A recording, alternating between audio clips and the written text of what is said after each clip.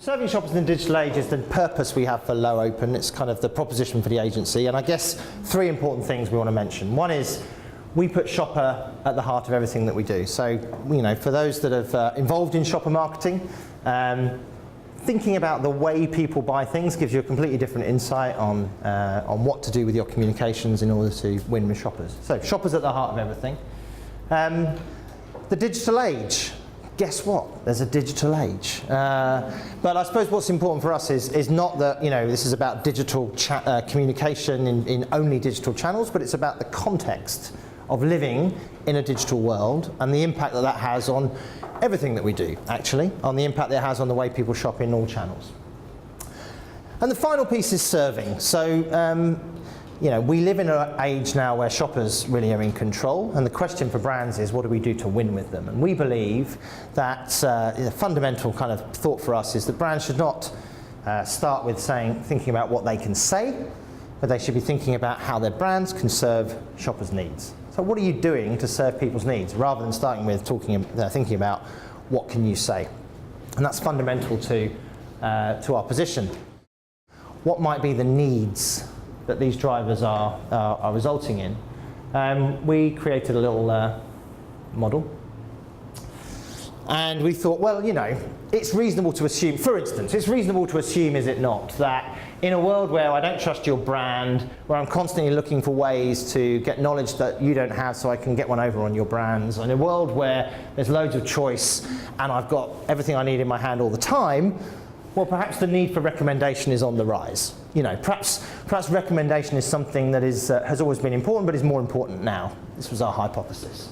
Or, perhaps actually in a world where I'm looking at brands online or on my phone or in a store, and I'm doing it all within an hour. Seamlessness is a need that is perhaps more important now than it might have been in the past. So this was kind of our hypothesis. We thought these are the needs that we think might be important to shoppers, but fundamentally this is just us sitting around one day thinking about this on the basis of our experience. So we thought, let's go out and do some research.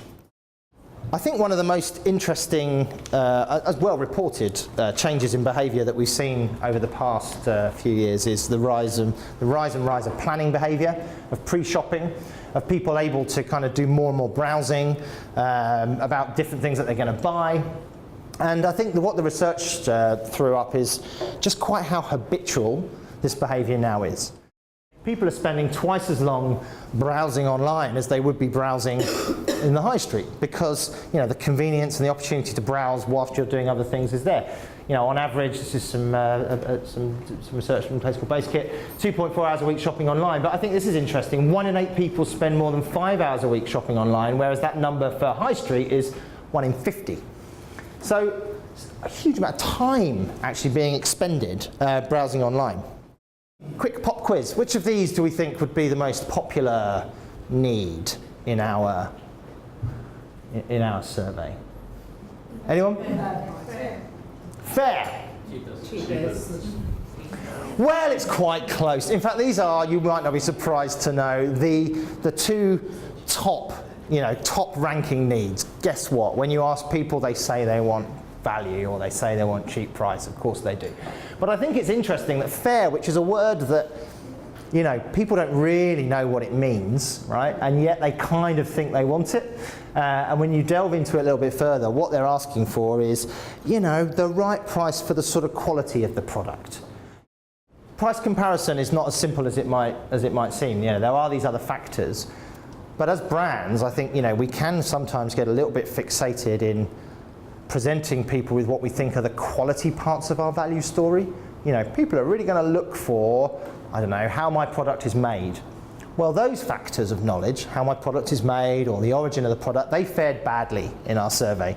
People did not think that they were important needs. When it came to price, though, they clearly are a factor. So the question is, how do you frame it for shoppers?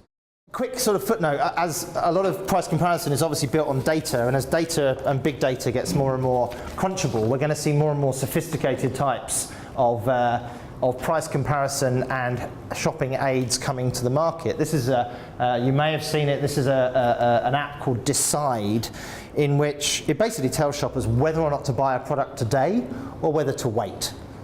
So it's got a sort of a whole series of predictive algorithms. It searches daily deals, it pulls in reviews, it looks at all of these different factors to come up with what they call the decide score over here. And that's the determinant of whether or not to buy it today. So it's basically it's predicting whether the price is going to go down in the future, whether or not the product is worth it right now. So this is data being put to a good use and a different type of recommendation than purely just the price information. Research suggests that really recommendation from friends and family as a shopper need, under-indexed, versus the importance of 4- and 5-star reviews. So this is kind of one of those results where you go, really? That doesn't sound like everything I've learnt before. And I think the answer, and this is an open question, like all research, more questions than answers, right? But I think the answer is in thinking about the nature of reviews and the different types of reviews and how they play out through the shopping cycle. So recommendations from friends and family actually are prompts, aren't they? They're like the advertising of the recommendation world. They might drive a bit of consideration, they might drive a little bit of preference if we're lucky. But do they close the deal? Probably not. The first thing you do actually, if somebody says to you, as my friend did the other day, my friend Willie, I always tell him, he always turns up in my presentations. My friend Willie said, why don't you check out this type of coffee maker? So I did, but what does checking it out mean? It means going online and checking out the reviews. It was only when I saw lots of 4- or 5-star reviews that I'm willing to actually part with my cash. So I think there's a really interesting thing there about the different types of reviews and how they play out within different parts of the shopping cycle. This isn't just about high-value, high-ticket items. Search for ratings and reviews around FMCG products is hugely on the rise because of the ubiquity, because of the opportunity now to say, you know what, before I spend £1 on that shampoo, I'm going to check out what it's like. I can do it here, I can do it immediately, so why shouldn't I? So ratings and reviews as a driver of purchase is important right across the board. Communication that is personal, index 37. Products suggested personally to me, index 35. These are the 2 lowest factors in our survey. Now this is kind of, when you think about the way we talk as marketeers at the moment, hey, I can use data to provide you with personalized value. I'm going to give you personalized service. You can customize your products exactly the way you like them. This feels like it might be a worrying result. I think the answer is in how you frame personalization, isn't it? So personalization, actually, I don't think, it's not a need. It's a means to an end. It's actually a route to providing greater relevance for shoppers. So if you can use data in a clever way and make something that is relevant to me and present that to me in an interesting way, then people are quite happy with that. If you say, hey, would you like things personalized? Then often people are saying, no. And how do you know that about me anyway? So personalization as a route to relevance, not a need. First thing is think about that whole browsing occasion, not just for big ticket items, but for everyday items, and serve the right information, stuff that's useful, stuff that's helpful, not pushing brand messages, but thinking about how can we be useful and serve people's needs. The second thing is recommendations are a lot more complicated and sophisticated than we think. So how do we serve the right recommendations at the right place and the right time? How do we start to get much more granular about when we're going to serve this information? And the third thing is actually personalization may not be a need or really a benefit. It's more of a means to an end. What's really important is relevancy.